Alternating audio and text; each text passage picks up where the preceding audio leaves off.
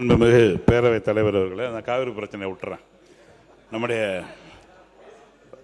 நீர்வளத்துறையில் வடவாறு, வெண்ணாறு, வெட்டாறு, குடமுருட்டி, காவேரி என 5 நதிகள் ஓடுவதால் தான் திருவையாறு சிவனுக்கு பஞ்சநதீஸ்வரர் ஐயாரப்பர் என்ற பெயரும் ஊருக்கு திருவையாறு பெயர் வந்தது. உலகில் ஓடுகின்ற நதியில் கட்டிய முதல் அணை கல்லணை கட்டியவர் நம்ம கரிகால் பெருவளத்தான். அதுக்கப்புறம் தான் நைல் நதியில் கட்டுறான். வேறு எங்கேயும் இல்லாத ஒரு சிறப்பு அந்த கல்லணைக்கு.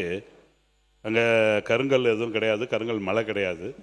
அவ்வளோ பெரிய கணையை மிக சிறப்பாக கட்டிய பெருமை நம்முடைய கரிகால் பெருவளத்தானுக்கு கொடுக்கு. இன்றைக்கும் சிறப்பாக அந்த அணை பராமரிக்க. அந்த அணை கட்டியதுக்கு பிறகுதான் டெல்டா பகுதி மிக வளமான பகுதியாக பல்வேறு ஆறுகளாக பிரித்து மிக சிறப்பான ஒரு நீர்ப்பாசன மேலாண்மையை நம்முடைய கரிகால் பெருவளத்தான் செஞ்சுருக்கான். அதை நான் சுட்டிக்காட்ட விரும்புகின்றேன்.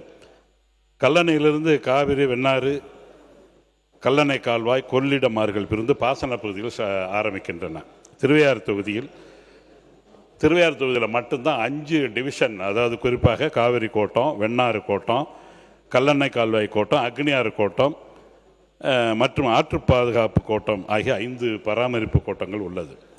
ஆற்று பாதுகாப்பு கோட்டத்தில் என்னென்னா உள்ள கட்டளை மேட்டு வாய்க்கால் மிக முக்கியமாக நம்ம காவிரி ஆற்றிலிருந்து கரூர் மாவட்டத்தில் மாயனூரில் அது பிரியுது. கிட்டத்தட்ட 135 கிலோமீட்டர் அந்த வாய்க்கால் ஓடி தஞ்சாவூருக்கு வருது. கரூர், திருச்சி, தஞ்சாவூர் மாவட்டங்களுக்கு அது பாசன பரப்பை ஏற்படுத்துகின்றது. அந்த கடைமடை பகுதியான தஞ்சாவூரில் பூதலூர், தஞ்சாவூர் ஒன்றிய பகுதியில் கிட்டத்தட்ட 63 ஏரிகள் இருக்கின்றன. பெரிய ஏரி, சின்ன ஏரி எல்லாம் இருக்குது. என்ன எங்களுக்கு ஒரு பெரிய ஆண்டுக்கு பெரிய பாதிப்பு என்றால், திருச்சி மாவட்டத்திலையும் கரூர் மாவட்டத்திலையும் விவசாயம் 3 போகம் பண்ணுவாங்க. ஆனால் அந்த டெய்ல் எண்டான நம்முடைய தஞ்சை மாவட்டத்திற்கு அந்த தண்ணீர் வருவதே இல்லை. இது ஆண்டாண்டு காலமாக நடைபெறுகிறது. கிட்டத்தட்ட 4295 ஏக்கர் ஆண்டுதோறும் விவசாயம் செய்யாமல் தடைபெறுகிறது. இதுக்கு காரணம், இந்த பாசன வசதி பெறணும்னா என்ன பண்ணலான்னா, அந்த வாய்க்கால் 250 கனஅடி தண்ணி எடுத்தாலே வாய்க்கால் உடச்சிக்குது. அதனால் 250 கீழே தான் எடுக்கிறாங்க. டேங்கை ஃபில் பண்ணோம்ல, அதுக்குள்ளே வருஷம் முடிஞ்சிருது. என்னுடைய வேண்டுகோள் என்னன்னா, வாய்க்கால் என்னுடைய இயல்பு கொள்ளளவான 1000 கனஅடி வரணும் அந்த வாய்க்காலில். அதற்காக நீங்கள் ஒரே ஸ்ட்ரக்சராக 500 கோடி 600 கோடி செலவு பண்ண முடியாது. நான் நிதி நிலைமையை புரிஞ்சு சொல்கிறேன். 3 ஃபேஸாவோ அல்லது 4 ஃபேஸாவோ அந்த 1000 கனஅடி வர்றதுக்கு அந்த புதிய கட்டளை மேட்டு வாய்க்காலை நீங்கள் சீர்படுத்தி கொடுத்தால் தஞ்சை மாவட்டத்தில் விளைகின்ற நெல் அந்த அத்தனை டெல்டா மாவட்டத்துக்கும் உணவு உற்பத்தி நிச்சயமாக பெருக்கும். கிட்டத்தட்ட பெரிய ஸ்கீம். நான் அதை அரசின் கவனத்திற்கு கொண்டு வருகின்றேன். அதே போல் ஆற்று பாசன வாய்க்கால் கோட்டத்தில் மற்றும் ஒரு பாசன வாய்க்கால்னா உய்யகொண்டான் வாய்க்கால் இருக்குது. இப்போ நாங்கள் 2 ஃபேஸ் அதை நாங்கள் வேலை பார்த்துருக்கோம். 15 கோடி கொடுத்து நம்முடைய மாண்புமிகு முதலமைச்சர் அவர்கள் எங்களுடைய முதலமைச்சர் தஞ்சாவூர் அரசு விழாவுக்கு வந்தார். அதில் 6 ஸ்கீம் அறிவித்தார். அதில் ஒரு ஸ்கீம் தான் இந்த உய்யகொண்டான் வாய்க்காலை சீரமைக்கின்ற அந்த பணி. 15 கோடி இப்போ வேலை நடந்துக்கிட்டு இருக்கு. என்னுடைய இது அதில் ஒரு 3ஆம் ஃபேஸு நடக்கலை. இந்த 3ஆம் ஃபேஸு நாங்கள் அறிவிக்கலை. அந்த இது எதில் இருந்துன்னா, சாயல்குடி ஏரியிலிருந்து வீரமரசம்பேட்டை கிராமத்தில் உள்ள சேராண்டி ஏரி வரை 3ஆம் நீட்டிப்பு பாசன வாய்க்காலை கான்கிரீட் லைனிங் செய்து புனரமைக்க வேண்டும் என்று கேட்டுக்கொள்கின்றேன். ஆற்றுப்பாசன கோட்டத்தில் உள்ள மிகப்பெரிய ஏரியான சொரக்குடிப்பட்டி ஏரின்னு ஒரு ஏரி இருக்குது. அது என்னென்னா, தண்ணி வந்தோடனே அந்த ஊரே பயந்துக்கிட்டே இருக்கும். என்ன காரணம்னா, அது பார்டரில் தாழ்வாக இருக்குது. தண்ணி ஏற ராத்திரியில் விளக்க வச்சுக்கிட்டு காவை பார்ப்பாங்க. பட் அதுக்கு தடுப்பு சுவர் அமைத்து அந்த சொரக்குடிப்பட்டி பெரிய ஏரியை ஆழப்படுத்தி அது கிட்டத்தட்ட 680 ஏக்கர் பரப்பளவு உள்ளது. அதை நம்முடைய அரசின் கவனத்துக்கு கொண்டு வருகிறேன். அதே போல் என்னுடைய மிக முக்கியமான கோரிக்கை நம்முடைய மாண்புமிகு அமைச்சரின் கவனத்துக்கு கொண்டு வருகிறேன். திருச்சி மாவட்டத்தில் எங்களுடைய தலைவர் முதலமைச்சராக இருந்தபோது ஒரு தடுப்பணை கட்டினார். அந்த தடுப்பணை கட்டணத்திற்கு பிறகு அந்த திருச்சி மாவட்டத்திற்கு மேற்கு இருக்கிற பகுதிகள் நிலத்தடி நீர் மிக செறிவாக ஏற்பட்டு பல கூட்டு குடிநீர் திட்டங்கள் சிறப்பாக இயங்குகிறது. அது மட்டுமல்ல, கிராமங்கள்லாம் அந்த நிலத்தடி நீர் மட்டம் ஏறி இருக்கிறது. ஆனால் இப்பொழுது கல்லணையிலேருந்து பார்த்திங்கன்னா, என்னுடைய தொகுதி அணைக்குடி வரலையும் கிட்டத்தட்ட 40 கிலோமீட்டர். 40 கிலோமீட்டரில் 39 கூட்டு குடிநீர் திட்டம், லால்குடி, பேராவூரணி, பட்டுக்கோட்டை, அறந்தாங்கி, புதுக்கோட்டை, இப்படி பல்வேறு ஊர்களுக்கு பல ஆட்சிகளில் ஜெயலலிதா காலத்தில் போட்டாங்க. அதுக்கப்புறம் கலைஞர் காலத்தில் போட்டாங்க. இப்போ எங்களுடைய தலைவர் காலத்தில் திருவாரூருக்கு போட்டார். என்ன எங்களுக்கு பெரிய வயசுனா, நாங்கள் சும்மா ஒரு 10-15, நான் முத எம்எல்ஏ ஆனப்போ 89 கிராமங்களில் போனால் 15 அடி, காலையில் ஒருத்தன் போனான்னா போரை போட்டு தண்ணி எடுத்துருவான். 15 அடி தான் உயர நீர்மட்டம். இன்னைக்கு 150-200 அடி போயிடுச்சு. காரணம் வந்து எல்லாரும் இந்த கூட்டு குடிநீர் திட்டத்துக்காக எல்லா இடங்களிலும் போர் போட்டு, பெரிய பெரிய ராட்சச போர் போட்டு அந்த தண்ணியை உறிஞ்சினதுனால இன்னைக்கு நிலத்தடி நீர் மட்டம் கீழ் போயிருக்கு. எங்களுக்கு அதுக்காக என்ன பண்ணணும்னாக்க, நம்முடைய விஷ்ணம்பேட்டைன்னு ஒரு கிராமம் இருக்குது, அது அந்த லெவல்லாம் எடுத்து ஏற்கனவே பொறியாளர்கள் எடுத்திருக்கிறார்கள். அதே போல் அணைக்குடின்னு ஒரு கிராமம் இருக்குது. அந்த 2 இடத்துல படுக்கை அணைன்னு போயிடும். அதை வந்து எப்போவுமே கொள்ளிடத்தில் வந்து தடுப்பணை கட்ட முடியாது. அடிச்சிச்சுன்னா 3 லட்சம் 4 லட்சம், எப்போயாச்சும் வெள்ளம் வந்துச்சுன்னா அடித்து தூக்கிட்டு போய்டும். அதில் ஒன்றும் இல்லை. அந்த உங்களுடைய இன்ஜினியர் எக்ஸ்பர்ட்ஸை கேட்டிங்கன்னா தெரியும், ஒரு குறிப்பிட்ட அளவுக்கு மேலே தண்ணி ஓவர்ஃப்ளோ ஆகி போகணும். அந்தமாரி வடிவமைத்து விஷ்ணம்பேட்டையிலும் என்னுடைய தொகுதியான அணைக்குடியிலும் தரைமட்ட பாலம், அது தடுப்பு கொள்ளிடத்திலே கட்டித்தர வேண்டும் என்று கேட்டிருக்கோம். இது நிலத்தடி நீர் செறிவூட்டுறதுக்கு பயன்படும். கூட்டு குடிநீர் திட்டத்திற்கு தண்ணீர் எடுப்பதற்கு ஈஸியாக இருக்கும். கிராம விவசாயிகள் 100 அடி 200 அடி போர் போட்டிருக்க ஆழ்துணை கிணறுக்கு உறுதி செய்யப்படும். இந்த செறிவூட்டல் மூலமாக பாசன வசதி உறுதி செய்யப்படும். அதே போல் காவிரி வடிநில கோட்டம், காவிரியில் அதே ஸ்கீம் தான் கொள்ளிடத்தில் கட்டினா. இது வந்து நேமம் திருச்சென்னமுடி இடையே தலமட்ட சுவர்னு பேர். தமிழில் வந்து தலமட்ட சுவர்னு சொல்கிறாங்க. 1 அடி 1.5 அடி உயரம் தான் கட்டுவாங்க ஆவேரில். அப்படி கட்டினாக்கா அந்த பாசன வாய்க்காலில் அந்த தண்ணி ஏறி பாயும். சாதாரண நாளில், கோடை நாளில் தண்ணி தேங்கி அந்த காவிரி நிலத்தடி நீர் செறிவூட்டப்படும். அந்த காவிரியில் விடுபட்ட கிளை வாய்க்கால்கள் மற்றும் பாசன வாய்க்கால்களை, கட்டுமானங்களை சீரமைக்க வேண்டும் என்று துறையை கேட்டுக்கொள்கிறார். அதே போல் வெண்ணாறு கோட்டத்துக்கு வெண்ணாற்றின் குறுக்கே மகாதேவபுரம், இந்தலூர்னு 2 ஊருக்கு இடையில் இதே போல் தலமட்ட சுவர் அமைக்க வேண்டும். அப்பொழுது தான் அந்த ஏரியாவில் உள்ள 10 கிராமங்கள் பாசன வசதியை எளிதாக பெற முடியும். திருவையாறு தொகுதியில் உள்ள வெண்ணாறு கோட்டை பாசன பகுதியில் உள்ள பழமையான மதகுகள், நீர் ஒழுங்கிகள், குறுக்கு கட்டுமானங்கள் மற்றும் வாய்க்கால்கள் சேதமடைந்துள்ளன. அவற்றை சீரமைக்க துறையின் மூலம் நடவடிக்கை மேற்கொள்ள வேண்டும் என்று கேட்டு, நம்பர் 2 புள்ள வாய்க்கால் நிறைய நல்ல பாசனம் உள்ள பகுதி. அது பாதரகுடி, செய்யாமங்கலம், நம்முடைய கச்சமங்கலம் போன்ற மகாதேவபுரம் இதெல்லாம் போகும் அந்த வாய்க்கால். இப்போ போகிறதில்லை. அவங்களும் விவசாயத்தை விட்டுட்டாங்க. ஆனால் என்னை நம்பர் 2 பிள்ளை வாய்க்காலில் புது மாடர்னைஸ் பண்ணணும்னு கேட்டுக்கிறேன். வெண்ணாறு கோட்டத்தை சேர்ந்த மிக முக்கியமான பிரச்சனை, வெண்ணாறு கோட்டத்தில் கள்ளப்பெரம்பூர் ஏரின்னு ஒரு ஏரி இருக்குது. நம்முடைய தஞ்சாவூர் சட்டமன்ற உறுப்பினர் அங்கே வந்தார். இப்பொழுது தன்னார்வ தொண்டு உறுப்பினர்கள் கிட்டத்தட்ட கிராமத்து இளைஞர்களாக சேர்ந்து டீசலுக்கு பணம் கொடுங்க அப்படின்னு சொல்லி எல்லோரும் கொடுத்தேன். நான் 1 லட்ச ரூபா, ஆமாம் எங்கள் எம்பி 1 லட்ச ரூபா கொடுத்துருக்காங்க, நான் 50 ரூபா கொடுத்தேன், நம்ம தஞ்சாவூர் எம்எல்ஏ 50 ரூபா கொடுத்து அந்த ஏக்கரை அந்த கள்ளப்பெரம்பூர் ஏரியை சீரமைத்து வருகிறார்கள், கரையமைத்து வருகிறார்கள். ஆனால் அது ஒரு தனியார் வந்து எந்த அளவுக்கு அதை சிறப்பாக செய்ய முடியும்னு தெரியல. ஆனால் துறை எடுத்து செஞ்சால் அந்த ஏரியை, கள்ளப்பெரம்பூர் ஏரி 640 ஏக்கர் பரப்பளவு, அதை நீங்கள் செஞ்சு கொடுத்தீங்கன்னா தஞ்சாவூர் நகரத்தில் கிரவுண்ட் வாட்டர் நிச்சயமாக ரீசார்ஜ் ஆகும். கிட்டத்தட்ட 2662 ஏக்கர் நில பாசன பரப்பு பாசன வசதி பெரும், அது உறுதி செய்யப்படும். அதே போல் தான் அல்லூர் அலசக்குடியில் ஒரு ஏரி இருக்குது. அதை தூர்வாரி, இந்த அல்லூர் அலசக்குடி ஏரிக்கும் இந்த கள்ளப்பெரம்பூர் ஏரிக்கும் ஒரு வரலாறு. நம்முடைய கல்லணை கட்டிய கரிகால் பெருவளத்தான் ஏதோ ஒரு போருக்கு போயிட்டு வரும்போது அந்த பகுதியில் உள்ள விவசாயிகள்லாம் ஒன்று திரண்டு மன்னரை போய் பார்த்துருக்காங்க. ஐயா, நீங்கள் கல்லணை கட்டினோட தான் எங்களால் விவசாயம் பண்ண முடியல, திடீர்னு வெள்ளம் வருது, திடீர்னு வறட்சி வருதுன்னு. அப்பொழுது அவனுடைய கரிகாலனுடைய பெரிய அறிவு பாருங்கள், நீர் மேலாண்மை. தன்னுடைய அமைச்சர் அமைச்சு அங்கே அதை ஆய்வு செஞ்சுட்டு வர சொல்கிறார். அப்படி ஆய்வு செய்யும் போது அந்த பகுதியில் எல்லாம் வெறும் மண் தான். ஒரே ஒரு இடத்துல கச்சமங்கலம்னு ஒரு ஊரில் 7 அடி ஆழத்தில் கீழே வந்து ஒரு பெரிய பாறை இருந்திருக்கு. மன்னர்கிட்ட வந்து நம்முடைய கரிகால் பெருவளத்தான்ட்ட வந்து சொல்கிறாங்க, இந்த மாதிரி கச்சமங்கலத்தில் இருக்குன்னு. உடனே கரிகாலை வந்து அந்த இடத்த பார்த்துட்டு இதை வச்சு வெட்ட சொல்கிறான். வாய்க்கால் 2 வாய்க்கால் வெட்டி அந்த இடத்த ஒரு சின்ன தடுப்பணைக்கு அன்றைக்கு போட்டான தான் இன்னமும் இருக்குது. அதுக்கு தான் அந்த உலக பரிசு கொடுத்துருக்காங்க. என்ன சொல்கிறேன்னா, 2 வாய்க்காலை வெட்டி கரிகால் வந்து ஒன்றுக்கு பிள்ளை வாய்க்கால்னு பேர் வைக்கிறாரு, ஒன்றுக்கு ஆனந்த காவிரின்னு பேர் வைக்கிறாரு. அப்படி ஆனந்த காவிரியோட எண்டு தான் கள்ளப்பெரம்பூர் ஏரி நம்முடைய தஞ்சாவூர் எம்எல்ஏ வந்து பார்த்தது. இந்த பக்கம் வர்றது அல்லூர் அலசக்கூடிய அந்த ஏரியையும் நம்ம சீர்படுத்தணும். அந்த இன்னைய வரையிலும் அந்த பகுதியினுடைய விவசாயத்திற்கு மிகப்பெரிய அந்த கல்லணை கரிகால் பெருவளத்தான் கட்டி கொடுத்த அந்த ஏரிகள் தான் அந்த பாசன வசதி டெல்டாவை மிக சிறப்பாக வைத்திருக்கிறது என்பது தங்களுக்கு கவனத்துக்கு கொண்டு வர்றேன். அப்புறம் கல்லணை கால்வாயில் ஒரு கடம்பங்குடி, தொண்டாம்பட்டி, சோழகம்பட்டி, பொன்னுலந்தாம்பட்டி, இந்தலூர்னு ஒரு 5 கிராமங்கள் இருக்கும்.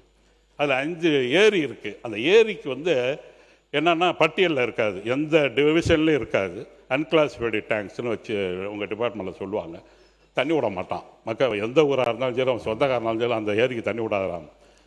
அது ஒன்று ஆயுதராட தெருவில் இருக்குது, வீரமரத்தில். நான் பேசி வருஷம் அதை நைஸ் பண்ணி தண்ணியை விட சொல்லுவான். அந்த குடியானத்துலேருந்து தண்ணி விட சொல்லுவான், விட்டுருவாங்க.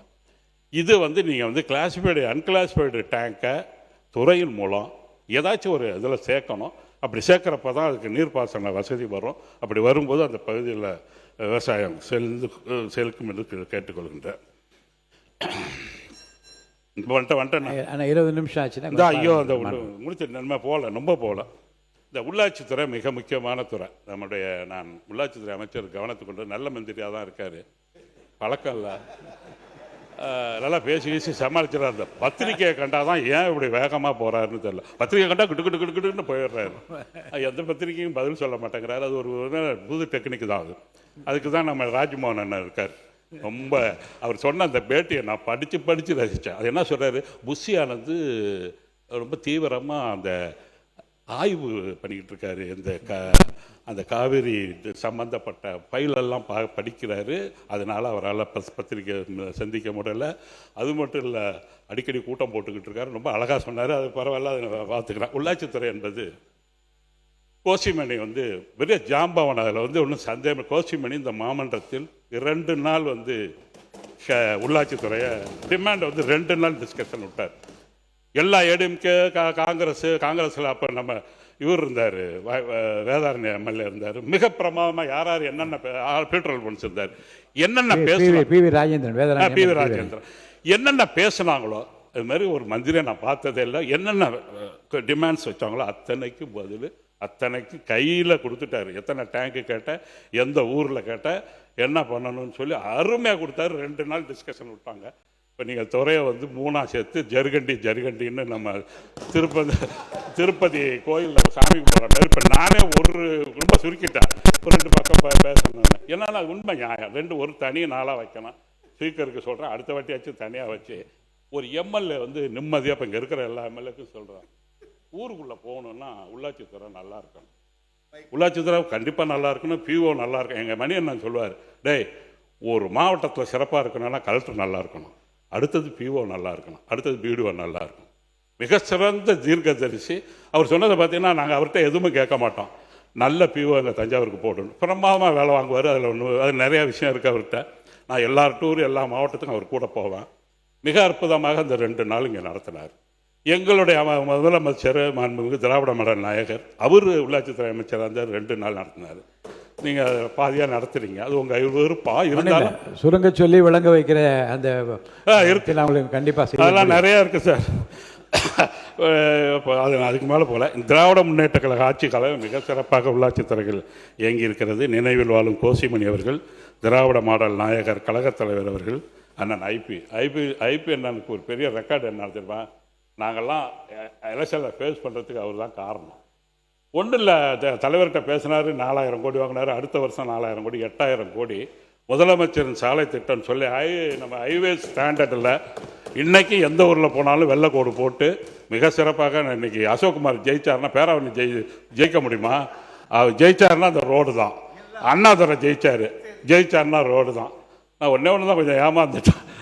நாங்கள் ஜெயிச்சார்னா அதுதான். அதே மாதிரி தான் அண்ணன் வைத்தியலிங்கம் ஜெயிச்சார்னா அதுக்கெல்லாம் காரணம் அண்ணன் ஐபி அவர்கள். அவ்வளோ சிறப்பாக அந்த சாலை அமைந்து. இப்போ நீங்கள் 7000 கோடி ஒதுக்கி இருக்கீங்கன்னு கேட்டால் நல்லா போடுங்க. எனவே அந்த இந்த ஸ்கீம் பேசி முடிச்சோன்னு தரேன். இல்லை, அதில் நாங்கள் என்ன பண்ணோம், அதில் 1 கிலோமீட்டர் தான் எடுத்தோம். எல்லாத்தையும் 1 கிலோமீட்டர் உள்ள சாலைகள் எடுத்தோம். இப்போ நீங்கள் 800, 900, 750, 850 இருக்குது. அதை வந்து அவசியமாக எடுத்தீங்கன்னா தான் அதை ரிலாக்ஸேஷன் பண்ணணும். 1 கிலோமீட்டருக்கு கீழே உள்ள சாலைகளும் எடுத்து, கிராம சாலைகள்ங்கிறது எந்த யாருமே போடல. இப்போ தான் போன எலெக்ஷன் வருதுன்னு எங்கள் ஐபிஎன் நான் போட்டேன். ரெண்டு நிமிஷம் ஒரே வந்துட்டேன் போடுறாங்க. குறைவாக உள்ளதை போடணும். ஒரு கம்பேரிசன் வந்து நம்ம இந்து பத்திரிகையில் 16ஆம் தேதி ஒரு ஆர்டிக்கல் வந்திருக்கு. மாண்புமிகு அமைச்சரின் கவனத்துக்கு கொண்டு வர்றேன். அந்த நீர்வளத்துறைக்கு வந்து 15 சி இருக்காங்க. நீர்வளத்துறைக்கு 15 சி, 39 எஸ்சி மேற்பார்வை பொறியாளர், 152 செயற்ப இ 152, உதவி செயற்பாளர் 508. ஆனால் அந்த ஃபண்டு வந்து 9264 தான் ஃபண்டு கொடுக்குறீங்க. அதை இம்ப்ளிமெண்ட் பண்ணுறதுக்கு இவ்வளோ பேர். அதுக்கு அடுத்தது நெடுஞ்சாலைத்துறையில் பார்த்தீங்கன்னா 10 சி இருக்கார். அடுத்தது 35 எஸ்சி இருக்காங்க. அதுக்கு அடுத்தது 169 இ இருக்காங்க. அதுக்கு அடுத்தது 538 ஏஇ இருக்காங்க. ஆனால் அவங்க ஃபண்டை பார்த்தீங்கன்னா 21,524 கோடி அதை இம்ப்ளிமெண்ட் பண்ணுறதுக்கு. ஆனால் ஊரக வளர்ச்சித்துறையில் கிட்டத்தட்ட 40,000 கோடி. என்ன இல்லை கூட கொஞ்சம் விடுன்னா 40,000 கோடி முன்னாலே ஃபண்டு 40,000 கோடி ஒதுக்கியிருக்கீங்க. ஆனால் சி வந்து 2 பேர் தான், சென்னையில் இருக்கார். அதுக்கு அடுத்தது 3 பேர் எஸ்சி. அதுக்கடுத்து 45 இ. அதுக்கப்புறம் 197. உண்மையிலே இந்த திட்டம் பூரா ஃபெயிலியர் ஆகுது, அதெல்லாம் சரியாக நடக்கலை, இந்த வீடு பொத்துக்கிட்டு விழுந்து, அதெல்லாம் காரணம் இ எல்லாம் இல்லை. நீங்கள் என்ன பண்ணுறீங்க, இந்த அளவுக்கு இதை ஏற்றணும். ஹைவேஸில் இருக்கிற இதுக்கும் நீர்வளத்துறையில் இருக்கிறதுக்கும் போல் உள்ளாட்சித்துறையிலையும் பண்ணணும். அதில் மேலே இந்த இதில் நெடுஞ்சாலைத்துறையில் வந்து நம்ம வந்து இது தரக்கட்டுப்பாடு வச்சுருக்கோம். நெடுஞ்சாலைத்துறையில் தரக்கட்டுப்பாடு, ஆனால் உள்ளாட்சித்துறையில் இல்லை. ஆனால் உள்ளாட்சித்துறையிலும் வேணும். உள்ளாட்சியில் தனியாக இன்ஜினியர் வந்து தரக்கட்டுப்பாடு வேணும். இப்போ உதவி செயற்பாளர் 2 வீலரில் வரலாம். அதனால் அவங்களுக்கு வந்து ஒரு ஜீப்பு கொடுக்கணும். ஜீப்பு கொடுத்து இன்னும் ஒர்க்கு நீங்கள் தான் நிறையா அறிவிச்சிருக்கீங்க. அந்த வீடெல்லாம் கட்டணும். 70,000 வீடு கட்ட 1 லட்சம் சொல்லணும்னா அதை நான் பார்த்துக்கிறேன். அப்புறம் நகர்ப்புறத்தை விட்டு ப்ரீ அர்பன் வில்லேஜ்னு நகர்ப்புறத்தை விட்டு இருக்குது ஊரெல்லாம். அது பார்த்திங்கன்னா அடிப்படை வசதி எதுவுமே இல்லாமல் இருக்குது. அதை தனி நிதி ஒதுக்கி கூடுதலாக செய்யணும்னு கேட்டுக்கிறேன். அப்புறம் உள்ளாட்சித்துறையில் மகளிர் சுய உதவி கட்டடம், ஓவர் டேங்கு, அதே மாதிரி நூலகம், வந்துட்டேன். ஒரே ஒரு நிமிஷம் முடிச்சேன். நன்றி சொல்கிறேன்.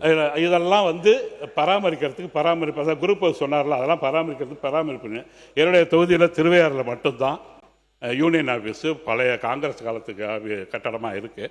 பாக்கி எல்லா யூனியன் ஆஃபீஸையும் நாங்கள் கட்டிட்டோம். எங்கள் ஆட்சியில் புது அலுவலகம் கட்டியிருக்கோம். அதனால் திருவையாற்றுக்கு ஒரு அலுவலகம் தரணும்னு கேட்டுக்கிறேன். இந்த என்னுடைய நண்பர் வந்து இவர் கோச்சுக்குவார். சுற்றுலாத்துறையில் 2 ஒன்றும் இல்லை முடிச்சா சொல்லி முடிங்க. சுற்றுலாத்துறையில் வந்து கல்லணை தான் வந்து அதிகமாக சுற்றுலா பயணிகள் வர்ற பகுதி. அது என்னென்னா சின்ன இடம், கொஞ்சமாக வர்றாங்க, திருச்சியிலேருந்து அதிகமாக வர்றாங்க. என்னுடைய வேண்டுகோள் வந்து அங்கே நிறைய அந்த துறையின் பொதுப்பணித்துறையினுடைய இடங்கள் இருக்குது, நிறைய வயலாக இருக்குது. இப்போ எல்லாம் நட்டுக்கிட்டு இருக்காங்க, விவசாயம் பண்ணிக்கிட்டு இருக்காங்க. நீங்கள் துறையின் மூலமாக எடுத்து நல்ல புல்தர கல்லணை வந்து லைட் மின்விளக்கு, அலங்கார மின்விளக்கு, இன்ஃப்ராஸ்ட்ரக்சர், அதாவது லெட்ரின், பாத்ரூம் இதெல்லாம் கட்டணும்னு கேட்டுக்கிறேன். அதே போல் அந்த இதில் தென்பரம்பூர்னு ஒரு ஊர் என்னதில் இருக்குது. அந்த இடத்துல என்னென்னா வடவாறு, வெண்ணாறு, வெட்டாறு 3 பிரிகிற இடம். தஞ்சாவூர்லேருந்து 8 கிலோமீட்டரு. ஏராளமான பேர் வராங்க. நான் எந்த வசதியும் இல்லை. அதை வந்து ஒரு சுற்றுலாத்தலமாக நீங்கள் அறிவிக்கணும்னு கேட்டுக்கிறேன். அதே போல் கச்சமங்கலத்தில் ஒரு சின்ன சிறுவர் பூங்கா அமைக்கலாம். சின்ன இடம், ஆனால் அதை நல்லா சிறப்பாக புதிய சுற்றுலாத்தலமாக அமைக்கணும்னு கேட்டுக்கிறேன். நன்றி சொல்லிடுங்க. நன்றி சொல்ல. நம்முடைய இவர் ராஜ்மோகன் அண்ணன் இல்லை. என்னுடைய கல்லூரி நம்முடைய முடிச்சாரன் நம்முடைய மாண்புமிகு கலைஞர் வந்து மிகப்பெரிய தீர்க்கதரிசி. அவர்கிட்ட வந்து ஒரு மனு கொடுத்தான், இந்த மாதிரி இருக்குன்னு. அப்புறம் என்னடான்னார், இந்த மாதிரி என்னன்னா அந்த இதில் எழுதினார். ஒரு சத்திரன் டிபார்ட்மெண்ட்டில் தமிழ் கல்லூரி இருக்குது. நம்முடைய மாண்புமிகு தங்கந்த நரசனுக்கு அதை எல்லாமே நல்லா தெரியும். அந்த காலேஜை பற்றி எல்லாம் முழு விவரம் தெரியும். போனோன்னே கலைஞர் என்ன பண்ணார், அந்த ஒரு துறையை, இசைத்துறையை தூக்கி ஒரு கல்லூரியாக அறிவித்து, திருவையாறு அரசு இசைக்கல்லூரின்னு அறிவித்து, அந்த கல்லூரி இன்றைக்கி 2,000 பேர் அதில் படிக்கிறாங்க. அதில் வந்து ஏராளமான குறைபாடுகள். ஹாஸ்டல் போன வருஷம் ஹாஸ்டல் வாங்கி கொடுத்தேன். மாண்புமிகு அண்ணன் ராஜ்மோகன் அவர்கள் அது தல ஆய்வு செய்து லேடிஸுக்கு ஹாஸ்டல் இல்லைன்னு நினைக்கிறேன். அதிக பாடப்பிரிவுகள் வேணும்னு கேட்குறாங்க. எனவே அதெல்லாம் செஞ்சு தர வேண்டும் என்று கேட்டு